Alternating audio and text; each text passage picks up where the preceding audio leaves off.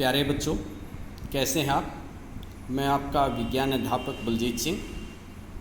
कल हमने आग के ऊपर नियंत्रण के विभिन्न उपाय जो हैं वो पढ़े थे। आज का हमारा टॉपिक है दहन के प्रकार, यानी दहन जो है वो कितने प्रकार का होता है।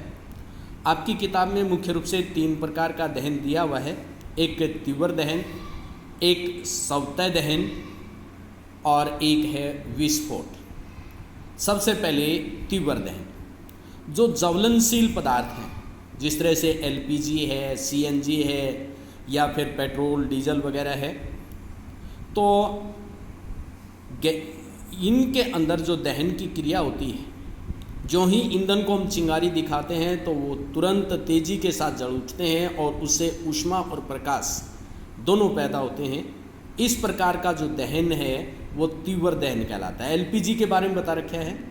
गैस स्टोव की जैसी हम गुंडी घुमा करके गैस को चालू करते हैं, लाइटर से उसको हम जलाते हैं तो गैस तेज़ी के साथ जलने लग जाती है और इससे ऊष्मा भी, गर्मी भी और प्रकाश दोनों पैदा होते हैं। इस प्रकार का जो दहन है ये कहलाएगा तीव्र दहन। तुरंत दहन की क्रिया शुरू हो जाती है। इसके पश्चात दूसरे नंबर पे आपके आता है सवतः दहन। फास्फोरस जैसे कुछ पदार्थ ऐसे हैं जो कमरे के तापमान पे यदि खुली हवा में रख दिए जाएं तो अपने आप जल उठते हैं। फास्फोरस ये अधातु है। सफ़ेद फास्फोरस विशेष रूप से कमरे के तापमान पर ही, कक्ष ताप पे ही, जैसे अब रख दिया हमने तो कुछ समय में ही वो आग पकड़ लेता है। इस प्रकार का दहन जिसमें पदार्थ बिना किसी कारण के अचानक लपटों के साथ जल उठता है, सवतः दहन कहलाता है। और तीसरे नंबर पे आपका है विस्फोट। विस्फोट के बारे में आप सभी देखते हैं, त्योहारों के ऊपर हम आतिशबाजी करते हैं, पटाखे जलाते हैं, तो उनके अंदर ऊष्मा प्रकाश पैदा होने के साथ साथ एक ध्वनि जो है वो भी पैदा होती है। इसको हम बोल लेते हैं विस्फोट। बम पटाखा वगैरह जलाए हैं, ध्वनि भी, प्रकाश भी और ऊष्मा भी, तीनों चीज़ें पैदा होती हैं इससे। तो इस प्रकार की जो अभिक्रिया है ये विस्फोट कहलाती है। तो ये 3 प्रकार का आपका दहन की प्रकार थे। इसके पश्चात है आपके ज्वाला। ज्वाला कैसे उत्पन्न होती है? सबसे पहले दहन के समय जो पदार्थ वाष्पित होते हैं, यानी जिनके वाष्प बनते हैं, वे ज्वाला का निर्माण करते हैं।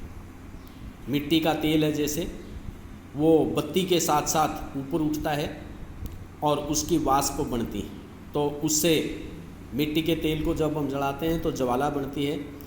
मोमबत्ती जलाते हैं, सभी ने देखा, जिस तरह ये चित्र में दिखाई भी दे रही है, मोमबत्ती जल रही है तो उसमें भी ज्वाला बनती है।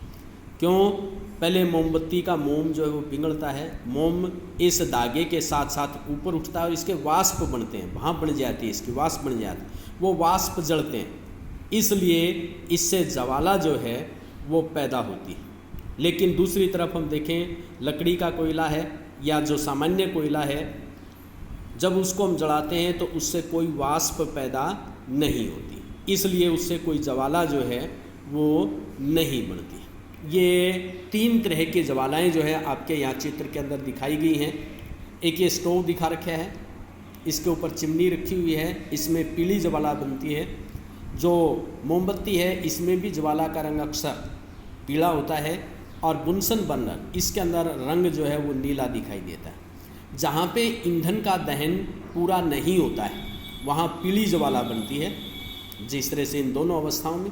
और जहाँ ईंधन का दहन पूरा होता है, ईंधन पूर्ण रूप से जल जाता है ऑक्सीजन के साथ, वहाँ जो ज्वाला है वो नीले रंग की होती है।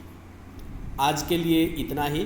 कल हम मोमबत्ती की ज्वाला के विभिन्न भागों का अध्ययन करेंगे। धन्यवाद बच्चों।